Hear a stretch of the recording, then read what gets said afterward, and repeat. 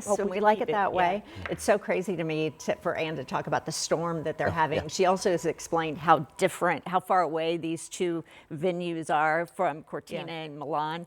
It is gorgeous. I watched is. some of it yesterday, that competition out in the mountains. Yeah.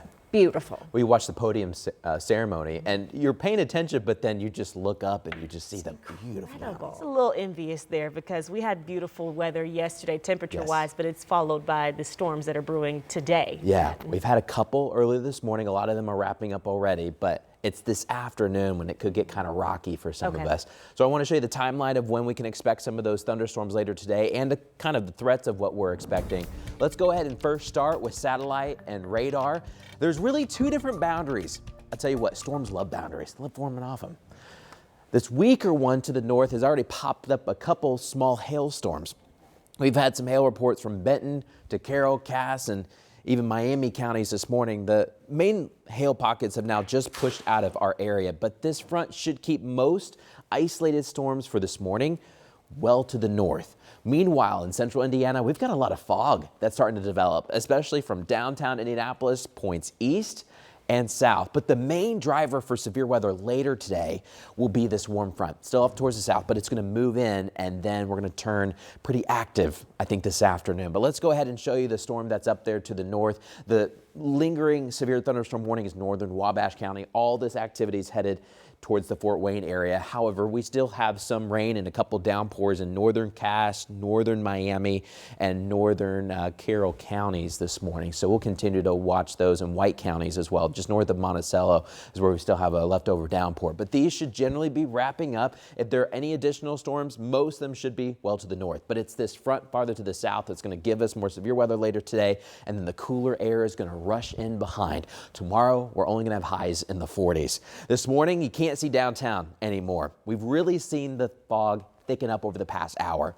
We're seeing in the 40s and 50s. Most of the fog is to the east and to the south, although now we're starting getting new fog reports down to 1 mile visibility in Terre Haute and 2 in Greencastle. So we do expect the fog to kind of worsen throughout the rest of this morning, maybe limiting those storm chances for a while until this afternoon. Level 2 severe risk for this afternoon. This isn't going to be the biggest outbreak we've ever had by far, but we are going to be watching scattered rain and storms, and then some of the storms, not all of them, some of them will turn severe. We think most of the activity will be after lunchtime. I would say about 1 o'clock to about 8 o'clock is our primary window, with leftover storms after 8. We've got plenty of warmth for it. We're going to keep that warmth from yesterday.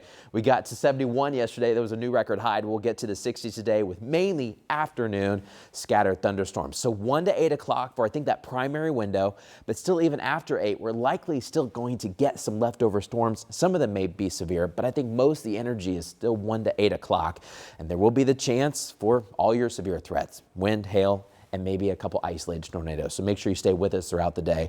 We'll be live on and off on WTHR, on our stream as well, because we've got Olympics too. So we're going to have several different places where you can get weather information, even as the Olympics are going on. We're broadcasting that. But I want to show you 1 o'clock. Scattered storms really start to ramp up. The problem is, as the warm front that we're talking about to the south moves in, some of these storms may be able to rotate. Now, not every storm that rotates produces a tornado, but these storms will spin. So we'll have to keep a very close eye on them. They'll be on and off and scattered. It's not one line that hits us all at once and is done, but clusters of rain and storms on and off throughout the afternoon and evening. After 8 o'clock, the worst of it's out of here, but still 9, 10, 11 o'clock, there may be some leftover downpours as temperatures are cooling off. And so by then, I think the biggest threats are over, but this afternoon and evening, there is a tornado chance for us. So we'll be watching that closely. Not everyone's going to get a tornado. We'll keep you updated. We'll watch the storms with you. We'll show you where the rotation is and where it's not.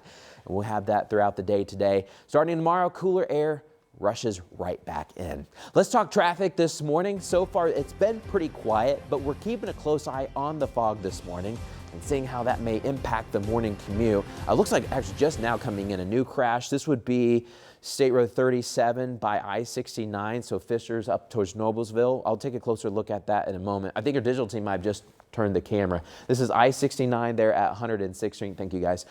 You can see cop has a couple cars pulled over there. It looks like traffic's still moving, though. And then I want to show you some of the fog. It's getting really thick out there in Johnson County. Maybe give yourself a little extra time. We'll be right back.